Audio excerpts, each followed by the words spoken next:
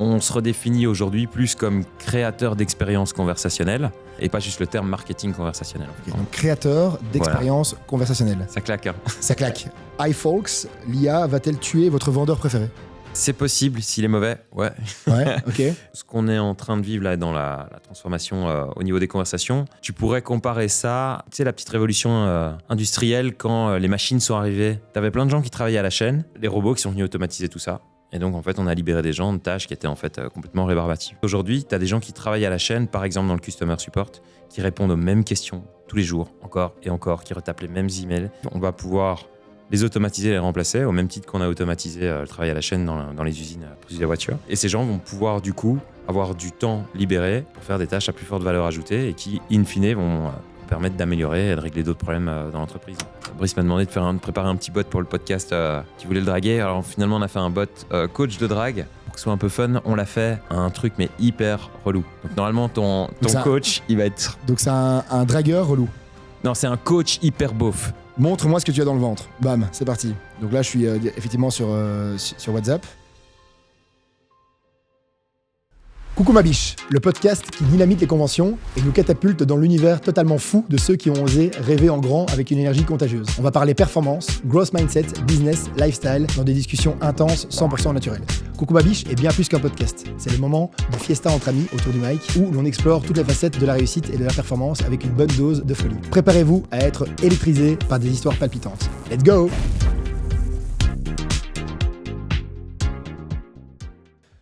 Oli, coucou ma biche. Salut ma biche. Ça va la forme? Ouais. T'es tout frais, t'es comme un bel entrepreneur, un jeune entrepreneur de 25 ans qui vient de faire sa boîte. Presque ça, ouais, quelques années près, ouais. J'ai pensé à toi là encore ce week-end.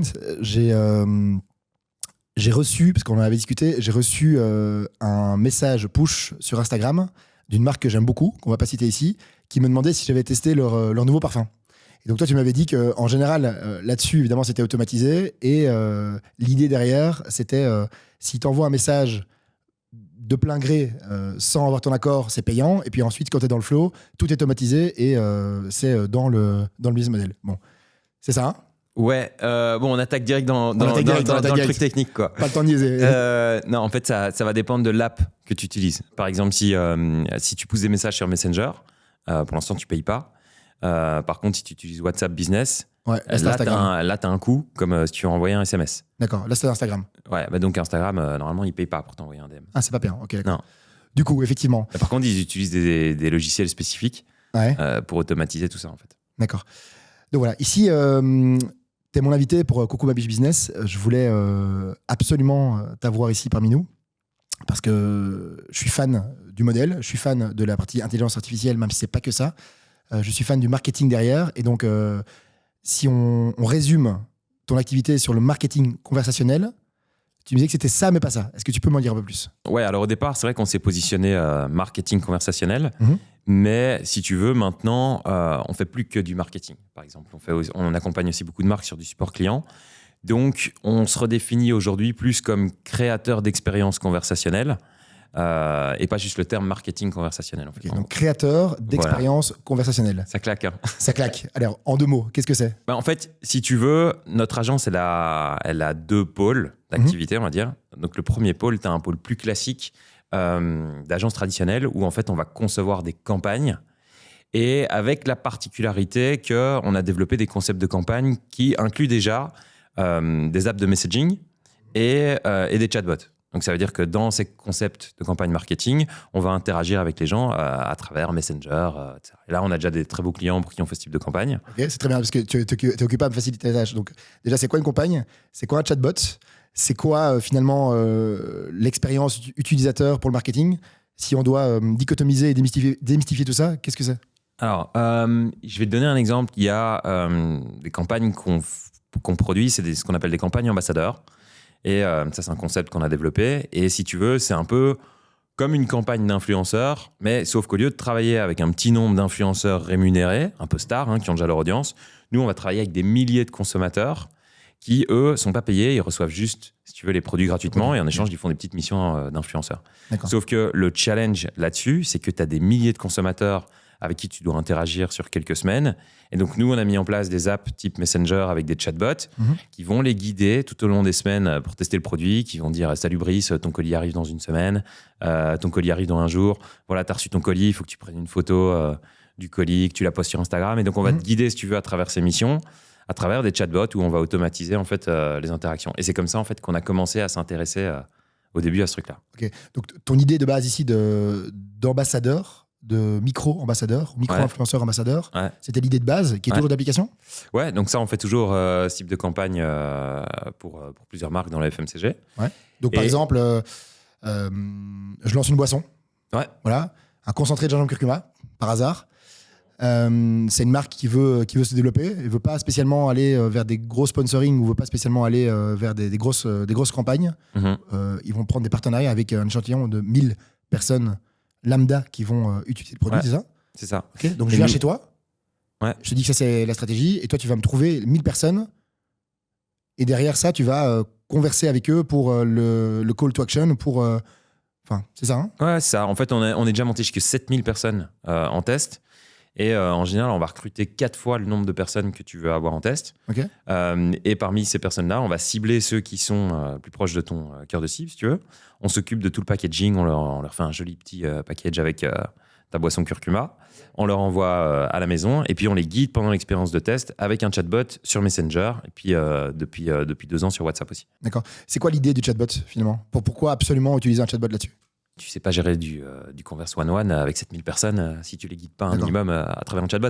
L'idée du chatbot, c'est en fait le but, c'est de pouvoir automatiser un maximum d'interactions, de conversations sans intervention humaine en fait.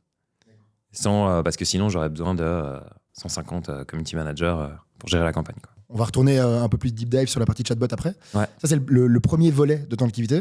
Ouais, donc il y a un deuxième volet. Ouais, donc le premier pôle, si tu veux, c'est on conçoit des campagnes. Et le deuxième pôle, c'est plus un pôle d'agence conseil. Et ça, c'est un pôle qui est assez récent. On l'a développé l'année passée. Et en gros, là, si tu veux, on est l'équipe projet chez le client.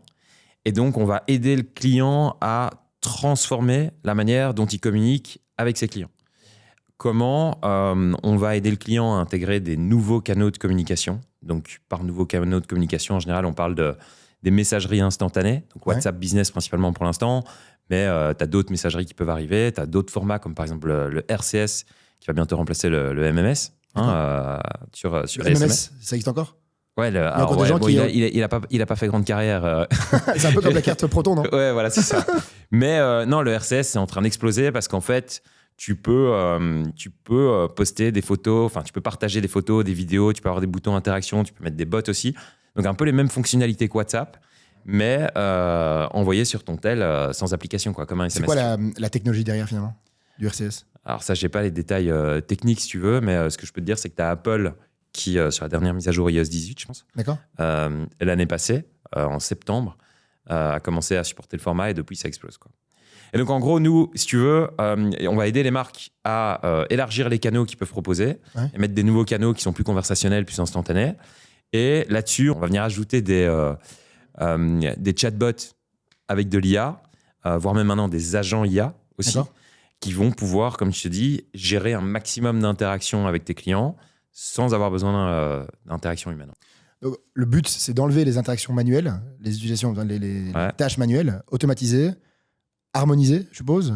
Le but, c'est d'avoir derrière un arbre de décision avec tous les cas de réponse et pouvoir créer une sorte de modèle qui va pouvoir répondre à toutes les questions. Le but premier, c'est d'offrir une meilleure expérience à tes clients. Donc, tu as une meilleure expérience via un robot que via une personne. Ouais, en fait, si tu veux, tu as 76% des gens qui préfèrent discuter avec un bot, s'il est bien foutu, qu'avec ton support client. C'est comme ça dans les relations conjugales ou pas ? Ça, je sais pas encore. Mais non, écoute, aujourd'hui, pourquoi est-ce que ChatGPT a un tel succès ? C'est parce que tu as des réponses instantanées et qui sont bien foutues. Et donc, en fait, les chatbots, si tu veux, sur les sites web, les chatbots que tu connais un peu sur les sites web un petit peu tout lents, où tu cliques sur 2 boutons, ils sont de toute façon toujours à côté de la plaque, et de toute façon, dès la 3e interaction, on te demande ton email et le service client va te recontacter le lendemain. Ceux-là, ils n'ont pas fonctionné, tout simplement parce que l'expérience était pourrie.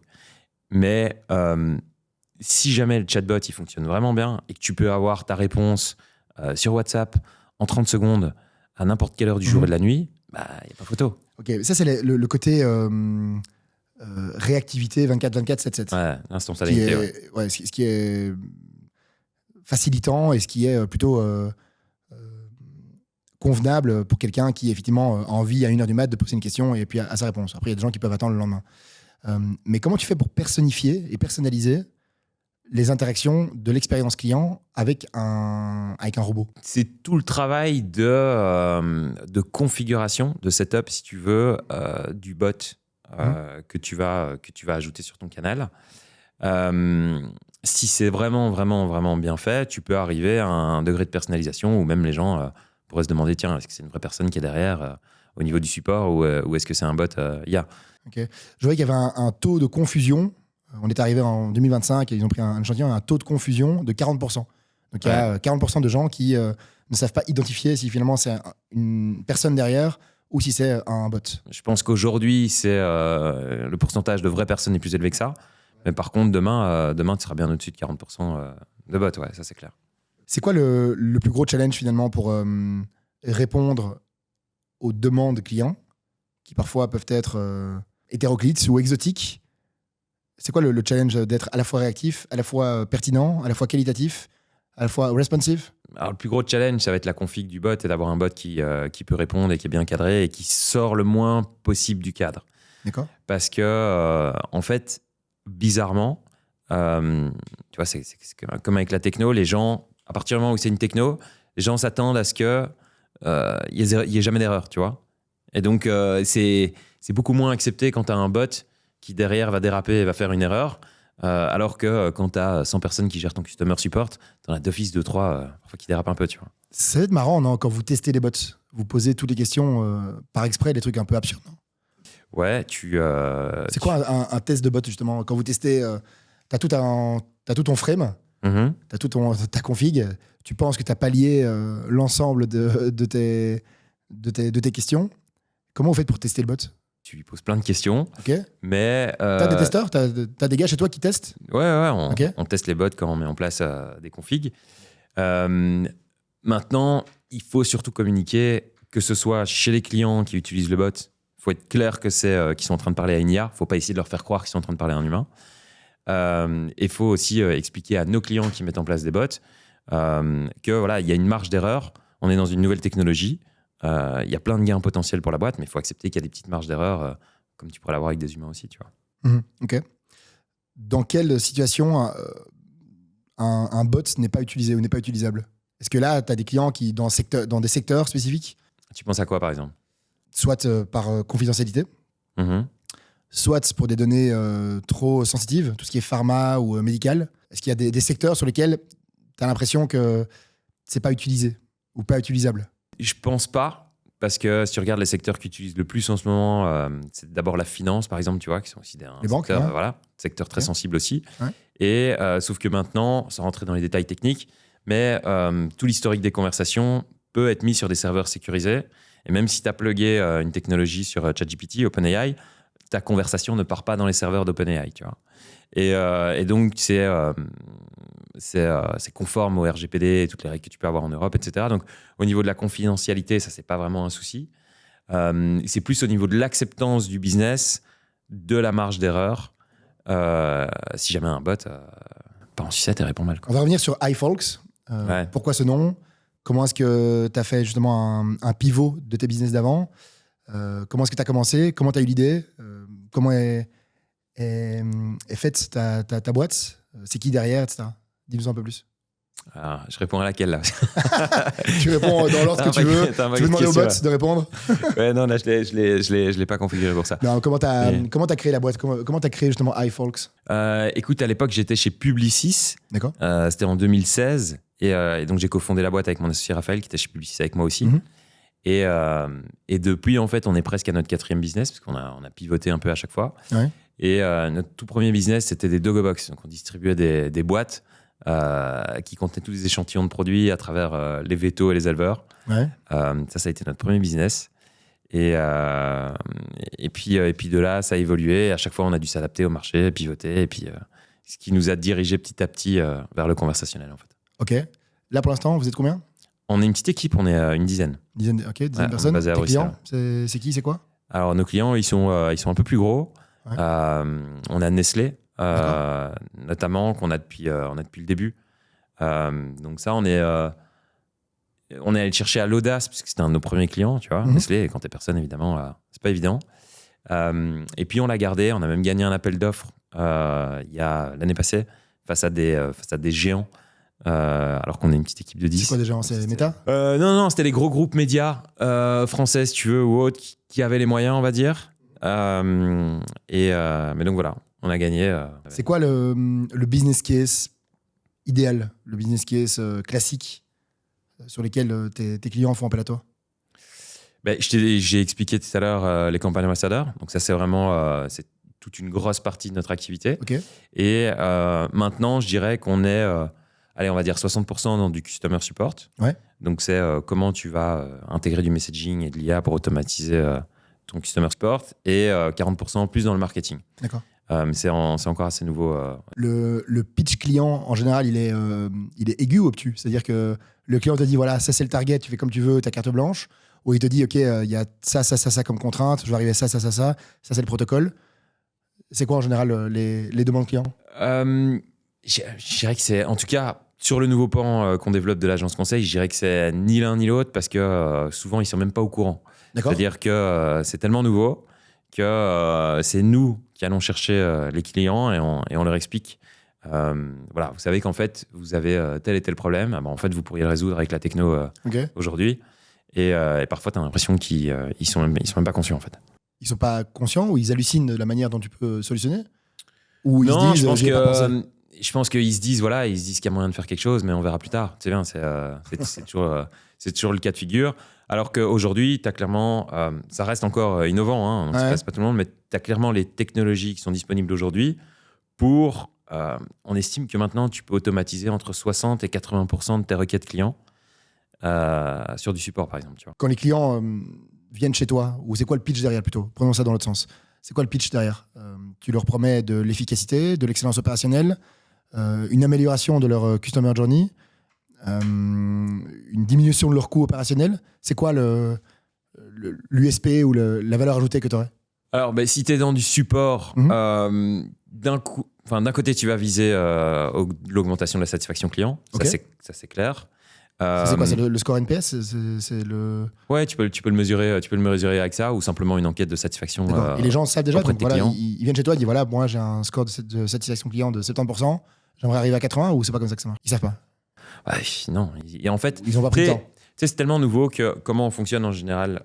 Souvent, on va essayer de manager un peu, on va dire on va essayer de contrôler les attentes, on va dire, des clients. Et donc, on commence souvent par un test, un proof of concept, si tu veux, où on va d'abord mettre en place un POC. Voilà, un POC.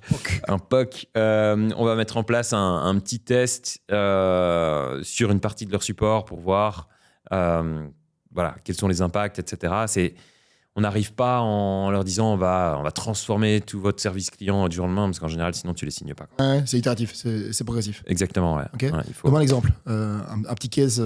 Si tu veux, là, en fait, on est en train de développer, par exemple, pour une agence de petits services. Ouais.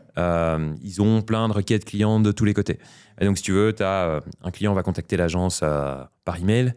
Il n'a pas sa réponse, donc une heure après, il va envoyer un SMS, puis l'autre va envoyer un WhatsApp. Et c'est un petit peu le bordel pour gérer, si tu veux, les interactions, parce que tu peux avoir un agent qui va traiter la demande, et puis le lendemain, tu as une autre agence qui voit la demande sur un téléphone WhatsApp de l'agence ou peu importe, qui va traiter la demande aussi alors qu'elle a déjà été traitée la veille. Et typiquement, sur ce type de client, nous, on va rassembler tous les canaux dans ce qu'on appelle une Unified Inbox. Okay. Donc, par exemple, je vais avoir mon contact Brice, et je vais voir dans ma fiche, dans ma boîte, je vais voir toutes tes interactions, peu importe le canal. Omnicanal. Ouais. Voilà, omnicanal. Et puis derrière, on va essayer d'automatiser un maximum. Si je comprends bien, toi, tu n'as pas la technologie derrière. C'est-à-dire que tu fais tout le front. On fait l'étude conseil. En fait, il y a deux parties. On a d'abord une phase d'audit stratégique, si tu veux, conseil, où là, en fait, on va concevoir l'expérience client. Donc, on va reprendre tous les besoins à plat et on va revoir un peu dans des diagrammes comment la conversation devrait se passer. Et ça, en général, c'est documenté chez le client? Ouais. D'accord. Donc ça, on documente. Et Et ensuite, une fois qu'on a analysé ces besoins-là, on va les traduire en fonctionnalité. Ça veut dire on va voir sur le marché, OK, qu'est-ce qui est dispo comme technologie aujourd'hui par rapport à ce que veut faire le client et par rapport au problème qu'il veut résoudre. D'accord. Donc toi, tu es agnostique des technologies. Finalement, tu as certains partenariats ou alors tu as des deals avec, avec différents types de technologies en fonction des différents besoins. Ouais.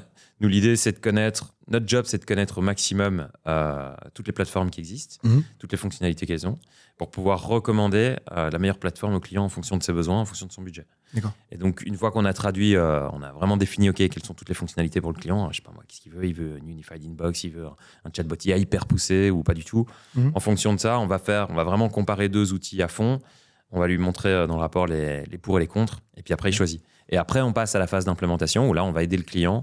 On va former ses équipes sur l'outil, on va l'aider à mettre en place ses premiers canaux, les configurer et faire son POC, quoi. Sur la partie e-commerce, par exemple, est-ce que tu as des clients qui viennent chez toi pour dire voilà, moi j'aimerais augmenter mon panier moyen de 15%? Alors, oui, on en rencontre, mais on n'a pas encore fait de projet sur e-commerce. D'accord. Et toi, tu te sens capable de faire ça? Ou alors tu restes conseil sur l'expérience client, mais tu ne te sens pas capable d'augmenter les ventes avec tes bots? Alors, si, on est tout à fait capable d'aider le client là-dessus. D'ailleurs, tu as une étude qui est sortie où, en moyenne, ils arrivent à réduire de 25% le taux d'abandon de carte, simplement en mettant en place, tu vois, un funnel WhatsApp. D'accord. Donc finalement, c'est augmenter tes ventes en réduisant le churn. Ouais, c'est ça. D'accord. Alors, il y a plein d'autres leviers, hein. Mais par contre, si tu veux, nous, on va s'arrêter à l'expérience conversationnelle. C'est-à-dire qu'on peut aider, par exemple, dans le copywriting parce que tu n'écris pas de la même manière quand tu communiques avec un client sur WhatsApp par rapport à l'email. Mais on ne va pas résoudre tes problèmes business d'e-commerce. Si ton produit il est mauvais, si ta config elle est mal faite, si ton parcours client sur le site il est mal fait, ça, ce n'est pas dans notre scope. Okay. Donc, nous, notre scope, c'est à quel endroit on peut venir intégrer du conversationnel avec les apps pour augmenter le truc. Ok. C'est quoi les demandes les plus farfelues que tu aurais pu avoir, ou les anecdotes clients sans citer ou en citant, peu importe, que tu aurais pu avoir ou que tu as eu? J'en ai pas eu, à part la tienne qui m'a demandé de te faire un bot pour te draguer avant le podcast. Ok. J'ai pas le souvenir. Donc là, pour l'instant, ça reste assez classique. Ouais. Pourquoi? Parce que les gens sont pas encore ouverts à aller vers de l'exotisme de l'IA, ou parce que... Non, je crois que c'est parce qu'on prospecte des clients qui sont assez sérieux pour l'instant. Qu'est-ce que signifie, là? On va peut-être élargir, mais non, on n'a pas encore eu de demande dans ce sens-là. D'accord. Ici, donc, moi, je cherche toujours un titre, évidemment. J'avais certains titres. Dis-moi si c'est peut-être la vérité ou un peu abusé. J'avais iFolks, l'IA va-t-elle tuer votre vendeur préféré? Est-ce que l'IA va tuer ton vendeur préféré? C'est possible s'il est mauvais, ouais. Ouais, ok. Non, en fait, je pense qu'il y a déjà... tu vois, c'est quoi ce qu'on appelle l'agentic AI, hein? Donc, vas-y. C'est l'IA qui utilise des agents. Ouais. En fait, tu as deux types d'IA. Tu as ce qu'on appelle l'IA générative, l'IA agentique. Et en fait, l'IA générative, c'est ce que tu connais avec ChatGPT. Donc, c'est une IA qui va te générer du texte, des photos, des vidéos. Etc. Les agents, c'est une IA qui va pouvoir exécuter des tâches. Donc, par exemple, je sais pas moi, aller réserver un vol, aller effectuer un paiement, qui va pouvoir exécuter des tâches en interagissant avec d'autres logiciels et qui va pouvoir aussi improviser sur base d'un objectif spécifique. D'accord. Et donc, tu as des technos aujourd'hui qui te proposent des agents sales, justement. Ton vendeur préféré est remplacé par un agent. Alors, pour l'instant, c'est pas forcément encore au top, mais ça va s'améliorer fortement dans les prochaines années. Et donc là, tu peux donner des objectifs à ton agent où tu vas lui dire, écoute, il faut que tu me closes ce deal à 25 000 €, peu importe. Donc, ça va jusqu'au closing. Ouais. C'est pas juste de la prospection. Alors, on n'y est pas encore, mais on va arriver jusque-là. Mais c'est sûr que, par exemple, typiquement, tu vois, ceux qui t'harcèlent sur le téléphone pour te vendre un abonnement téléphonique, ceux-là, c'est terminé. Je veux dire, dans un an, ils seront remplacés par des robots voice. Non, ce sera des robots. Ils sont contents d'avoir un autre job et nous, on est contents qu'ils nous appellent plus. Voilà. Non, mais si, ils vont continuer à t'appeler, mais ce sera des robots qui vont t'appeler. Mais tu fais pas l'exercice, toi, parfois. Moi, perso, on m'appelle et j'aime bien faire. Alors, quand j'ai un peu de temps, mais j'aime bien faire l'exercice de leur séquence de questions et jusqu'où ils vont bien prendre mon input client ou non. Tu vois? Et parfois, quand mon équipe est là, je mets ça sur speaker et je note à chaque fois tout ce qu'ils font mal pour montrer que lorsque nous, on appelle les clients, c'est vraiment pas comme ça qu'il faut faire. Toutes les contradictions. Tu veux pas parler de cet exercice, justement? Non, je crois que j'ai dû m'amuser un peu au début, mais là, je crois que ça fait 1 an que Ok. je suis un peu sec, ouais. Ouais, ok. Je raccroche. Si on part sur un titre marketing conversationnel, votre IA, c'est-elle mieux draguer que vous? Bah, tu vas le voir tout à l'heure, hein, je t'ai préparé Ouais. On peut le faire maintenant. Hein. un petit bot. On peut le faire maintenant. Hein. Il est prêt là? T'es prêt? Ouais, si tu veux. Ok, bon, let's go. On va faire ça. Par contre, Vas-y. ouais, donc du coup, bon, j'explique. Hein. Donc en fait, Brice m'a demandé de préparer un petit bot pour le podcast qui voulait le draguer. Alors finalement, on a fait un bot coach de drague. Et tu l'as enregistré ton écran. Ouais, c'est bon, c'est bon. Je suis prêt. On a fait un bot coach de drague. Et alors, pour que ce soit un peu fun, on l'a fait. J'ai demandé à mon product manager, mais alors je ne l'ai pas testé, hein, il l'a fait juste avant le podcast. Je lui ai demandé de faire un truc, mais hyper relou. Donc normalement, ton coach, il va être. Donc c'est un dragueur relou. Non, c'est un coach hyper beauf. C'est un coach hyper beauf, hyper relou. Ok. Bon, c'est parti. Bon, normalement, quand on configure des bots, on prend du temps. Hein. Là. Je t'ai demandé ça un peu à l'arrache, mais montre-moi ce que tu as dans le ventre. Bam, c'est parti. Donc là, je suis effectivement sur WhatsApp. Okay. Coucou ma biche, génial. Déjà, très bonne expérience client. Moi, c'est coach Rico, diplômé de l'Université de la Street et de l'école du Love. J'aime bien ton product manager. Je suis là pour te faire passer de plus 32 à Brice. T'as quelqu'un en tête? Alors là, j'ai pas trop de choix. Je vais mettre oui, j'ai quelqu'un. Là, je réponds effectivement oui, j'ai quelqu'un. C'est carré. C'est carré le S.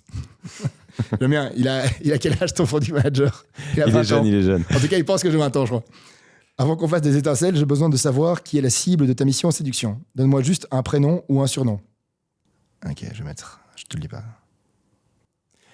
Et donc tu vois, là, c'est scripté. Ouais. Et au départ, c'était scripté. Maintenant, c'est le bot IA qui prend le relais. Et là, il est parti, là. Donc là, j'ai pas la moindre idée de ce que tu vas faire. Mais je vois ce que tu fais. Hein. Donc j'ai effectivement mis Olivier Danrier. Ouais, je vois que tu aimes pécho. Ok, donc tu veux essayer de pécho Olivier. Très bon choix, très ambitieux. Mais dis-moi, t'en es où avec elle? Alors là, déjà. Première erreur. Alors, erreur. De nouveau, c'est très compliqué parce qu'il n'y a plus de I. Non, mais ça, tu vois, c'est vraiment si on a le temps, tu fais une config où tu dis, tiens, attention, tu dois reconnaître les prénoms. Ouais. Et en fonction de ça. Voilà. Où est qui est cette personne? Tu la stalk en scred, t'es déjà dans la friend zone où il y a un petit bail qui commence à chauffer. Je vais mettre, il y a un petit bail, je crois. Je sais pas ce que t'en penses. Il y a un petit bail. Ok. Il l'a reçu. Là, il mouline. Oui. Ok. T'es en mode sous-marin. Tu l'as en radar. Tu likes ses stories. Peut-être un petit like sur une photo d'il y a 12 semaines. T'es dans la zone d'approche furtive. Coach Rico te prescrit la technique de la frappe chirurgicale. Tu balances un message bien senti, drôle mais pas needy, genre une vanne sur un truc qu'il a posté. Tu tires une balle. Pas un roman. Objectif, capter une attention comme un klaxon de Twingo à 2h du mat. Je t'avais prévenu que c'était un... J'aime bien. Il est pas relou, il est pas beauf. Moi, j'aime bien, il est drôle. Ok, mon BG, t'as eu ta dose de technique maison signée Coach Rico. Maintenant, la vraie question, c'est, tu veux que je te ponde un message prêt à envoyer à Olivier? Imagine, Olivier poste une story de ses vacances, transat, bronzette, cocktail à la main. Bon frérot, je vais pas te mentir, le message est prêt. T'as tous les cartes en main, mais j'ai comme un doute sur tes capacités à dribbler sans marcher sur le ballon. Allez, je me casse. Tu me dirais si t'as conclu. Merci, man. Bon, celui-là, on aura du mal à le commercialiser. Hein. Il est pas encore au point, mais... Ah, j'ai reçu un message de Christophe. Rien à voir. Ok. Donc ça, t'as fait ça, pour être honnête, t'as fait ça très très vite parce qu'on en a parlé ce matin et tu m'as dit je te prépare un petit truc. Ah, il a fait ça en 10 minutes. Mais en fait, tu peux régler plein de paramètres. Tu peux régler la température. Donc, ce qu'on appelle la température sur une IA, c'est tu peux régler le tone of voice, s'il va être très familier, moins familier. Et surtout, ce qu'on peut faire maintenant, et c'est ça qui intéresse les marques, c'est que contrairement à ChatGPT, si tu veux, ChatGPT, il va pomper son information dans un océan. Donc, il peut te dire tout et n'importe quoi, il peut vite halluciner. Tandis que les bots, là maintenant, on peut créer une petite rivière, si tu veux, dans l'océan, où ils vont aller chercher de l'information que dans les documents que tu leur donnes. Et donc ça permet d'éviter que ton bot il raconte n'importe quoi. Et donc ça, c'est de la config que tu fais en fait. C'est du prompt, des documents que tu rajoutes. Il y a tout un tas de configs comme ça. Qu'est-ce qui est dangereux là-dedans finalement quand ton bot il est actif? Qu'est-ce que tu peux maîtriser ou pas maîtriser? Qu'est-ce que tu contrôles derrière? Ce que tu contrôles, c'est la source d'infos. Donc les documents que tu vas lui donner, avec quoi tu vas nourrir ton bot, si tu veux. Et donc en fait, il faut qu'il soit à jour. Si tu veux, Au départ, dans les premiers bots, qu'est-ce qu'on fait simplement? On va taper des documents, tu vas taper ton listing de prix, etc. Mais le risque là-dedans, c'est que les prix changent, tu as un nouveau listing de prix et tu n'as pas pensé à mettre à jour ton bot. Et donc, il va communiquer typiquement des mauvais prix. Donc, ce qu'on fait maintenant, si tu veux pallier à ça, c'est qu'on fait directement des intégrations. Donc, ton bot, il est intégré à ton CRM, intégré à ton ERP, intégré à ton Odoo. Et il va directement aller pomper la bonne information. Donc ça, partager, ouais. Ça demande quoi? Ça demande une bonne gestion des données, un glossaire de données, une gouvernance derrière. Quelle info est nourrie par quelle source? C'est une config et c'est pour ça qu'on encourage les marques à commencer le plus rapidement possible parce que tu as une courbe d'apprentissage qui est assez longue en fait parce que tu fonctionnes en mode essai-erreur, essai-erreur, essai-erreur pendant plusieurs mois. Avant de pouvoir fine-tuner et d'avoir un bot qui est bien configuré. Tu vois. Ouais. Pour l'anecdote, moi je t'avais demandé hier, parce qu'on en parlait très rapidement, et je te disais, configure-moi un bot qui va me personnaliser ma prochaine sneakers que je vais acheter. Ouais. Donc là, qui va te conseiller sur le choix de ta sneakers. Ouais. Donc là, imaginons Nike te demande de faire une expérience client sur la nouvelle pompe qui sort. Ouais. Imaginons je fais du basket. Je vais m'acheter des pompes. Pour info, moi je fais du 47, c'est impossible à trouver dans les magasins, donc je dois aller sur Internet. Donc je vais utiliser ça. Je vais dire coucou, j'aimerais acheter les nouvelles pompes. Je sais que vous avez sorti une nouvelle paire. Et là, soit tu vas me dire, écoute, génial, il y a celles-là qui sont sorties, boum. Soit tu vas me dire, ok, réponds à ces questions-là, il y a peut-être d'autres paires qui t'iront mieux. C'est ça? Ouais, en fait, il fait ce que tu veux. Ça veut dire que quand tu vas configurer ton bot, tu vas dans le prompt, tu vas lui faire suivre un peu le scénario que tu veux. Alors, à certains moments, tu peux lui laisser un peu plus de liberté. Par exemple, tu dois lui dire, OK, tu dois vraiment atteindre cet objectif-là, et puis là, il improvise. Soit tu... par exemple, typiquement, là, le bot qu'on a testé, le product manager, il a dit, tu démarres la conversation toujours en disant coucou ma biche, tu vois. Ouais, OK. Est-ce que derrière, il y a du RAG? Est-ce que derrière, il y a du... comment t'appelles ça? Ouais, de la latence. Non? Non. Tu veux dire quoi? Je parle de... Est-ce que le modèle s'auto-nourrit? Est-ce que le modèle s'auto-enrichit en fonction de toutes les données qui sont échangées? Non, parce que... alors, oui, tu pourrais, mais si tu veux... C'est du machine learning. Oui, mais tu veux éviter que... justement, tu veux contrôler et cadrer un maximum quand c'est un bot avec une entreprise. Ouais. Donc, pour l'instant, ce qu'on fait actuellement, on est plutôt dans une itération du ce qu'on avait appelé le master prompt. Donc, le master prompt, c'est vraiment le gros des instructions, la colonne vertébrale, si tu veux, des instructions pour le bot. Et on va plus itérer là-dessus pour essayer d'avoir un master prompt. Et puis après, tu as des ramifications potentielles. Après, soit il est branché sur des systèmes où il peut aller pomper de l'information, soit on lui donne des documents en annexe. Il y a des choses comme ça. J'avais un peu regardé certains cases ou des fun facts. Donc, j'avais vu qu'il y a de plus en plus de personnes qui tombent amoureux de leur IA, de leurs bots, sans finalement le savoir, et ils ne se rendent même plus compte que c'est un bot derrière. Ils sont amoureux de leur robot. Tu as déjà eu des effets de ce style? Alors entendu, oui, hein, comme toi, j'ai entendu les anecdotes, mais j'ai pas encore eu le cas de figure, non. Ok, tu as vérifié que ta femme était bien humaine ou pas? Ouais, y a pas de doute. Je l'ai rencontré avant l'IA. Ouais. J'ai vu aussi qu'il y avait des chatbots qui étaient personnalisés ou personnifiés comme boudeurs. C'est-à-dire que le prompt derrière faisait en sorte que ça soit un peu plus sarcastique et que la voix derrière à un certain moment soit un peu taquine, et ça a donné justement des excès de colère, et ça n'a pas donné du tout l'effet escompté. Est-ce que tu as déjà eu des anecdotes comme ça ou des histoires de ce style? Alors non, on n'a pas eu. Maintenant, tu vois qu'il y a des marques qui prennent parfois un positionnement très fort, tu vois, provocateur ou autre, etc. Et en fait, dans le même délire, tu vas pouvoir donner un tone of voice, un style à ton bot, un peu comme je t'ai fait là avec Coach Beauf, Coach Rico. Ouais. Et donc, ça va devenir aussi un élément de positionnement pour les marques. Ouais. Et donc, plus tard, tu vas pouvoir te dire, OK, tu sais quoi, nous, on assume, on a un bot qui est provocateur, par exemple. Ok. Parce que ça, finalement, ça fait aussi partie du branding, non? Ouais, clairement. De cette marque. Tout à fait. Si tu veux te donner un positionnement jeune, ton bot, tu vas lui donner comme instruction de tutoyer, par exemple, les gens, tu vois, d'avoir un vocabulaire qui est plus familier. Tu peux segmenter, dire, voilà, utilise ce bot-là pour les 20-40 et un autre bot pour les 40-60. Ouais, tu peux. Tu peux l'autoriser ou ça se fait pas? Non, si. tu peux. Et en fait, les bots sont hyper doués pour qualifier tes leads aussi, si tu veux. Donc, typiquement, en fait, à chaque fois qu'on te pose des questions et que tu réponds, on peut pousser la data, donc ta réponse, dans un CRM pour qualifier. Donc, par exemple, je te demandais, OK, ta boîte, elle fait quelle taille d'employés? Ça veut dire que tu as 20 employés, boum, je te mets dans le segment small. Ok. J'avais lu que une marque de pizza, Domino's, avait fait un bot où finalement, ce bot était utilisé pour animer la galerie et pour faire en sorte que les gens, après la commande, puissent encore parler avec le bot. Et en fait, tu avais toute une multitude de personnes qui parlaient et qui communiquaient avec ce bot en faisant des blagues, et ils se faisaient des blagues entre eux. Et ce truc a boomé finalement. Est-ce que c'est de l'expérience client? Oui, d'une certaine façon, mais la commande était déjà faite. Tu vois. Oui. Alors, en fait, si tu veux, Domino's, c'est en Indonésie, le case dont tu parles. Ouais. Ils utilisaient principalement email, SMS, et ils cherchaient un moyen de se démarquer. En Indonésie, WhatsApp est utilisé pour le business depuis déjà très, très, très longtemps. Mm-hmm. Et donc, en fait, ce qu'ils ont fait, ils ont tapé ces QR codes sur des boîtes de pizza, et tu avais plein d'incentives derrière pour scanner le QR code et les rejoindre sur WhatsApp. Et le truc, c'est que en un an, ils ont augmenté leur vente de 72%, rien qu'en ouvrant ce nouveau canal WhatsApp. Parce que derrière, ils t'envoient des promotions, ils t'envoient, je sais pas moi, des news quand tu as la nouvelle pizza qui sort. Et il faut savoir que tu as en moyenne entre 95 et 98% de taux d'ouverture sur WhatsApp. Donc clairement, comparé à l'email ou SMS. Comment ça se fait qu'il y a certains pays qui sont justement bien développés? On parlait de Dubaï la dernière fois, où finalement tu parles à un restaurant, tu parles directement sur le WhatsApp et il y a un bot derrière. En Espagne, il y a le WhatsApp Business est vachement utilisé. Comment ça fait qu'il y a des pays qui sont beaucoup plus développés que d'autres? Nous, en Belgique, c'est pas encore le cas.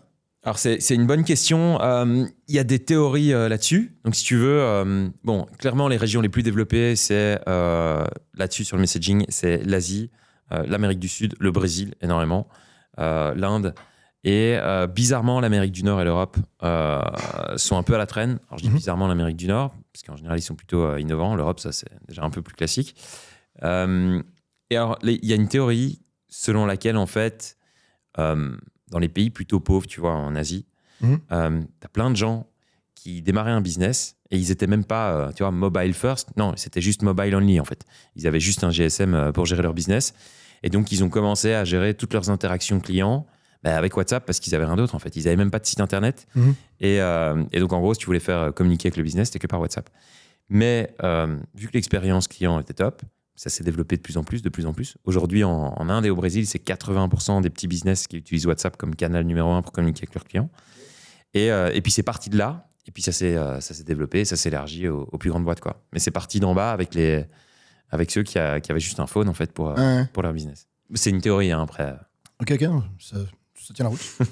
Je voyais différents champs d'application. Je te disais, là, au niveau plutôt pharma ou santé, c'était utilisé pour gérer la santé mentale. Donc, tu avais un bot qui s'occupait, c'était conçu par Stanford, je pense, qui s'occupait d'un soutien émotionnel et des techniques de thérapie cognitivo-comportementale.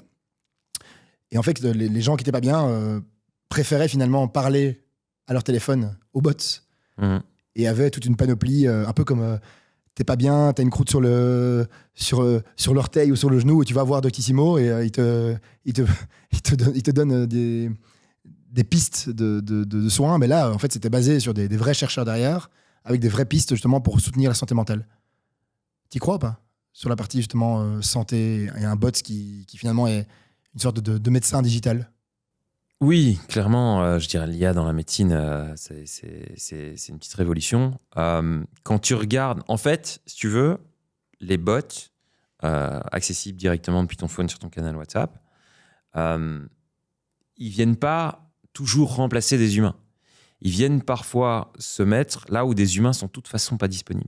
D'accord. Parce que typiquement, là, tu parles de soutien, tu parles de support, etc. Voilà, il y a plein de gens, à un moment, tu es déprimé, tu as besoin de support. Tu vois, tu n'as pas ton psy en dial rapide qui peut te répondre à 2h du mat parce que tu tapes une grosse dépression, tu vois. Ou, je sais pas moi, d'un coup, tu découvres une grosse boule sur ta jambe, t'es en stress ou peu importe. Et donc, on en revient toujours à l'instantanéité. Si tu veux, aujourd'hui, les gens, ils veulent la réponse immédiate. Ouais, du Voilà. instantané, rapide. On n'a plus la moindre patience. Et donc les gens, ils ont une question, ils veulent la réponse tout de suite. En fait. C'est quoi la limite finalement Imaginons là, je suis à pied, je suis dans Bruxelles, je suis pas trop loin du Starbucks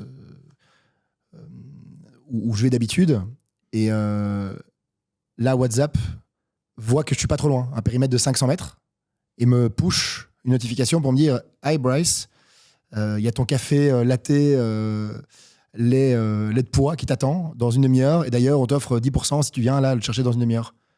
Est-ce que c'est intrusif, ou alors ça va moi m'aider à prendre une meilleure décision et en fait je suis content de l'avoir? C'est quoi la limite de ça? Et c'est quoi le opt-in que je dois mettre évidemment pour continuer à recevoir ça? En fait, c'est toi qui choisis.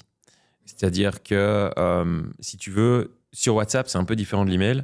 Donc, tu vas pas pouvoir spammer, prendre une base de données et envoyer 1 million de WhatsApp à. Tu veux dire quoi? Que de base, c'est-à-dire que j'ai donné mon. Ouais, tu dois donner déjà ton opt-in. Un peu comme tu as fait, tu vois, quand tu as scanné tout à l'heure le QR code. D'accord, c'est que je suis conscient. Mais tu dois envoyer le premier message, en fait, surtout. Donc, quand tu scannes le QR code, il y a un premier message pré-rempli. Je sais plus c'était quoi. Montre-moi ce que tu as dans le ventre ou un truc du style. Voilà. Tu envoies ce premier message et en envoyant ce premier message, tu acceptes de recevoir la conversation. À tout moment, tu peux opt-out. Mais il y a une sorte de consentement qui est plus strict, surtout sur les apps de messagerie. Et donc, en fait, tant que tu trouves de la valeur à recevoir les messages de ce canal WhatsApp, tu gardes la conversation active, quoi. Ok. Il y a des limites par rapport à des secteurs, typiquement secteur bancaire, financier. Est-ce qu'il y a plus de garde-fous ou plus de limites de confidentialité ou d'utilisation? C'est souvent des limites qui vont être plus propres aux entreprises elles-mêmes. Donc, c'est-à-dire qu'aujourd'hui, toutes les solutions qu'on utilise, elles sont RGPD compliant. Hein, donc, c'est en accord avec toutes les règles européennes en matière de protection des données consommateurs. Ça va être plus des limites, ouais, si par exemple une banque a des règles spécifiques en interne. Voilà. Donc, par exemple, imaginons, ils ne peuvent pas travailler avec un fournisseur étranger.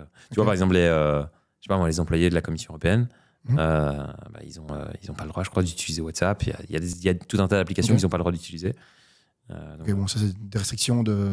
Ouais, c'est restrictions, quoi. C'est corporate, quoi. C'est quoi que tu recherches, toi, dans ta boîte, dans ton cabinet? On dit un cabinet marketing, comment on dit? Tu peux l'appeler un cabinet si tu veux. Startup cabinet.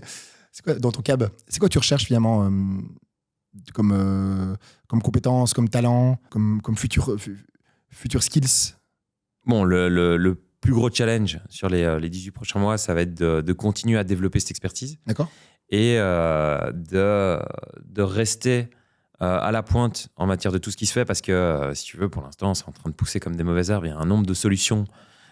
Tous les mois, tu entends parler d'un nouveau logiciel, d'une nouvelle boîte qui sort des nouveaux agents IA, etc. Ouais. Et c'est là où, justement, si tu veux, notre rôle de conseil est plus crucial que jamais, parce que tu as tellement d'outils que tu dois prendre le temps de bien les étudier. Tu fais comment, du coup? Pour choisir. Tu as un département R&D ou market research? On les teste. Ouais. On a accès à des environnements de démo. On les teste sur différents clients. On ne peut pas tous les tester, c'est impossible. Il y en a tellement. Donc, on essaie régulièrement d'étendre nos partenariats et d'en tester, de tester les plus pertinents, quoi. Ok. C'est quoi tes clients finalement derrière? C'est les customer service, c'est le marketing, c'est des opérations? C'est quel département? Prenons une grosse boîte, Nestlé par exemple. Alors, tu as clairement le marketing, où là, tu vas engager avec les participants des campagnes. Ce que tu vas voir de plus en plus, je pense, il y a les premiers clients avec qui on commence à le faire cette année, mais ça va sans doute exploser l'année prochaine, c'est ce qu'on appelle les click to WhatsApp ads.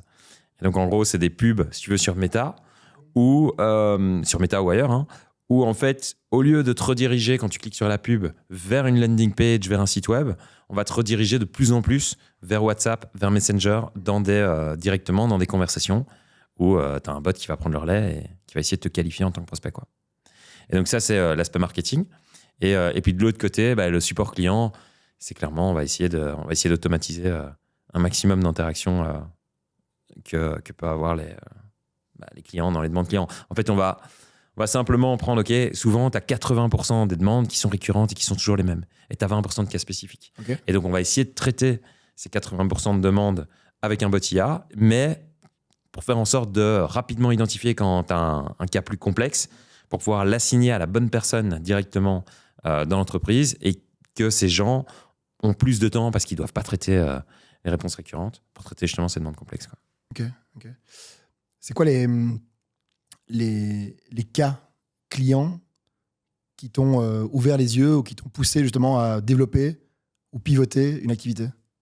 En fait, ça a commencé avec les campagnes ambassadeurs et c'est quand on voyait la différence de performance sur les campagnes simplement en changeant le canal. Donc, si tu veux, tu avais une campagne qu'on avait fait pour Purina, je crois, et où on avait en fait envoyé exactement le même message par email et par WhatsApp. On avait fait une sorte d'A/B test, si tu veux. Ouais. Et donc, c'est la même cible, le même message, et on avait une différence x3, x4 en termes de perf, rien qu'en changeant le canal. Et donc là, on s'est dit, OK. Et le fait aussi d'avoir ce taux d'ouverture de 98%, mais qui était presque comme une horloge suisse, tout le temps, où là, on s'est dit, OK, il y a un truc à faire. Et voilà, on a vu simplement que ça prenait. Et moi, je suis allé en Asie l'année passée. Et j'ai vu que partout, toutes les interactions avec les business, ça se faisait principalement par WhatsApp. Ah ouais? Ouais. Même pour des deals de millions d'euros. Alors là, j'ai pas fait de deal de millions d'euros quand j'étais en vacances. Hein. Mais non, mais je veux dire, tu bookais tes hôtels, tu bookais tes restos. Comme ça, tu dis, ok, voilà, d'accord. tu bookais tout. En perso. Voilà, mais c'est tellement facile. L'expérience était tellement meilleure que je me suis dit, OK, il faut qu'on mette en place. Et nulle part, tu as une sensation de c'est trop dangereux, je vais pas le faire. Dangereux dans quel sens? Il y a beaucoup de gens qui disent non, il me faut une interaction humaine. Ça, c'est je vais booker pour 4 000 euros d'avion, par exemple. Ouais. Ça, je peux pas faire ça comme ça par WhatsApp ou par bot. Je dois avoir quelqu'un. Mais de nouveau, tu peux. En fait, ce qui est bien, c'est que tu peux trier. Donc, par exemple, t'imagines, tu as ton gros point d'entrée dans ta boîte où tu as tout un tas de demandes. Ouais. Le bot, en fait, il va trier pour toi. Tu vas rediriger les plus petits leads, ceux qui ont le moins de valeur pour ta boîte. Tu vas les rediriger vers une automatisation où tu vas essayer d'automatiser un maximum de l'interaction. Par contre, les leads qui sont plus stratégiques, tu vas directement les rediriger vers tes meilleurs vendeurs, si tu veux, qui, eux, maintenant, ont plus de temps libre parce qu'ils ne doivent pas gérer tous les petits leads, etc. Ouais. Et donc, tu vas pouvoir mieux les suivre et plus rapidement surtout. Parce que ça c'est un enjeu aussi capital. C'est le temps d'attente, le temps de réaction que tu mets pour traiter un lead. Ok. Et donc, ça permet d'être plus rapide en fait. Comment tu calcules ta base de coûts et ta rentabilité? C'est toujours difficile de calculer le ROMI ou la rentabilité d'une campagne. Comment tu calcules ça avec l'efficacité d'un bot ou la mise en place d'un bot? Ça dépend de ce que tu fais. Si tu es dans un cas de support client, tu as plusieurs cas de figure. Soit tu te dis, OK, je peux... les boîtes en général, on n'a pas encore assez de stats, parce que tout ça, c'est hyper nouveau, mais sur les premières stats qu'on a, tu peux réduire de 30% ton effectif. Donc là, tu calcules ton coût... de support au personnel? Ouais. Okay. Tu calcules ton coût de support... c'est l'FT. Voilà. Et donc, après, derrière, tu calcules ton coût, je sais pas moi, des gens qui vont devoir gérer le projet, ton coût de licence, etc. Mais en général, même sur du gros support, tu vas être entre 5 et 10 000 euros par mois. Voilà, je sais pas, ça dépend. Hein. Imagine, t'as 100 agents ou 200 agents qui font le customer support. Ouais. Tu réduis de 30%, je pense que le case ROI est vite plié. C'est à partir de quand ou de quel budget on peut faire appel à toi? Si tu veux, une mission de conseil sur un cas, on va dire très simple. Donc c'est quoi? C'est diagnostic plus target Ouais. Donc en fait, il y a toute la phase où on fait d'abord, comme je te disais, un premier audit où on va d'abord analyser tes besoins. On va regarder, OK. Parce que comme je te disais, l'idée, c'est de commencer avec un POC, de commencer step by step. Et donc, on va faire un peu le tour de tous les cas d'usage possibles chez toi pour voir, OK, c'est quoi le cas d'usage le plus stratégique? C'est quoi le cas d'usage où on va avoir justement ce fameux ROI qui va nous donner envie de passer à la suite et de déployer plus après. Donc, on identifie tout ça. On identifie ensuite le meilleur outil qu'il te faut, on te le conseille, etc. Et puis, on t'aide à implémenter ce premier cas d'usage. Là-dessus, une mission sur un cas d'usage le plus simple, sur ça va démarrer à 5 000 euros. Mais tu peux aller jusqu'à 15 000 20 000 euros sur des missions plus complexes. Donc ça va être ton coût consultance. Et puis derrière, tu as ton coût de plateforme. Et là, ça varie énormément. Tu peux démarrer à 150 par mois de licence sur ta plateforme. Et ça peut aller jusqu'à des 5, 6, 7 000 si par exemple tu as besoin de plein d'utilisateurs dans ta boîte. Ça varie souvent. Les deux facteurs qui vont vraiment faire varier la chose, c'est le nombre de sites, donc le nombre de users qui ont besoin d'avoir accès à ta licence. Et la deuxième chose, c'est l'IA aussi. Ça peut démarrer jusqu'à 150. Tu peux commencer à 150 euros et ça peut finir à 5, 10 000 euros par mois. C'est assez personnel, mais je pars du principe que moi, mon père, la dernière fois, il me demandait des trucs sur WhatsApp. Je l'aime à la folie. C'est pas le plus technophile que je connaisse. Et donc, je l'aide un peu là-dessus. Et puis, il me dit, ouais, tiens, on m'a parlé d'intelligence artificielle. Je sais pas, ça veut tout rien dire, quoi. Déjà, pour lui, entre guillemets, c'est déjà un peu trop tard, quoi. Ouais. Et puis ensuite, je me dis, chaque jour qui passe, moi, j'essaye de m'intéresser 1 heure par jour via podcast, lecture, etc. sur l'IA et 1 heure par jour en biohacking. De nouveau, c'est très personnel. C'est déjà 2 heures que j'investis mon temps Et là-dessus. tu le fais tous les jours, tu tiens. J'essaye. Franchement, c'est chaud. Soit le matin à la voiture, soit le soir, avant de dormir, en faisant des trucs en même temps, quoi. Mais même en faisant ça, c'est déjà trop tard, quoi. C'est déjà trop lent. Comme tu dis, c'est des mauvaises herbes, quoi. Ça pousse partout. C'est quoi ton meilleur conseil, toi, pour suivre la partie technologie, pour suivre l'agentique, pour suivre la partie use case et business case IA? Et chaque jour, tu as des tutos pour dire faites du business avec de l'IA, faites du business avec des bots, déléguez ça à de l'agentique. C'est quoi tes conseils en tant qu'entrepreneur, tech, marketing? T'es un peu à la frontière, je pense. Moi, je dirais déjà, tu dois réduire ton spectre et tu dois faire des choix. Parce que comme tu disais, il y a tellement, si tu veux t'intéresser à tous les sujets, Ouais. en fait, tu vas être trop dispersé. Il y a trop d'informations. Et surtout, je pense que le plus important, c'est de faire des tests. Donc, c'est bien de prendre de l'information, mais en fait, si tu mets pas les choses en pratique, tu n'apprends pas grand-chose, en fait. Et donc, je dirais, c'est bien là, faire ton heure d'IA tous les jours. Ouais. Mais je dirais, si je devais te donner un conseil, je te dirais, mets-toi un challenge, un défi, de faire un truc en pratique d'ici fin de l'année. Tu veux dire quoi, de prompter quelque chose ou de... Peu importe, ça veut dire, je sais pas, moi, tu choisis un sujet, tu dis, je veux mettre en place un agent IA qui va m'aider à faire ça. Et tu peux très facilement, tu crées un GPT sur ChatGPT pour faire un truc spécifique. Et en fait, toutes les semaines, tu vas améliorer la configuration du prompt de base qui donne les instructions à ton GPT et tu vas essayer qu'il soit, je sais pas, ça peut être un coach de basket, ça peut être n'importe quoi, tu vois, mais tu choisis un sujet, tu te mets un petit assistant bot IA qui va devenir ton pote pour t'aider à faire ça et tu essayes de l'améliorer chaque semaine. Mais ça va être du concret, ça va être du réel. Et en fait, c'est comme pour tout, le fait de voir des résultats, ça va te donner envie d'aller plus loin. Parce que tu vois, c'est comme si tu te renseignais 1 heure par jour sur le sport, mais que tu n'en fais jamais. Ok, d'accord. C'est un peu la même chose en fait, tu vois. Tu dois faire ton sport pour voir ton résultat, pour derrière aller plus loin. Et ainsi de suite. Je disais une étude, donc ça c'est au niveau sport, pour devenir pro, il faut t'améliorer 1%, enfin il faut améliorer tes performances 1% par semaine pour être pro. Ouais. Il y en a peu qui le font. Mais c'est moi qui me disais parce que moi, je me suis créé un coach de feedback. J'ai pas grand Feedback monde. sur quoi ? Sur moi, sur moi-même en fait. Sur toi. Okay. Donc je donne des cases que j'ai eues sur la journée et je mets ces cases-là et je lui demande de me faire un feedback sans émotion, sans trop de contexte et de me dire si finalement j'ai bien fait ou mal fait et c'est quoi les alternatives. Et je lui ai demandé, j'ai prompté un truc assez simple et j'ai demandé à la fin aussi de me faire une métaphore et de sortir de mon business. Parce que moi, je suis dans un business très carré et de me sortir de là. Parce que je pense vraiment que c'est en sortant de ta zone de confort ou en sortant dans d'autres types de secteurs que ça peut aider. Donc effectivement, le fait de me faire coacher, de prompter le coach que j'ai appelé machine, tu vois, c'est une machine, pas d'émotion.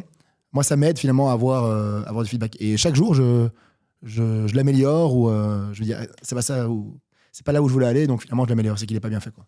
Ouais, mais donc c'est bien.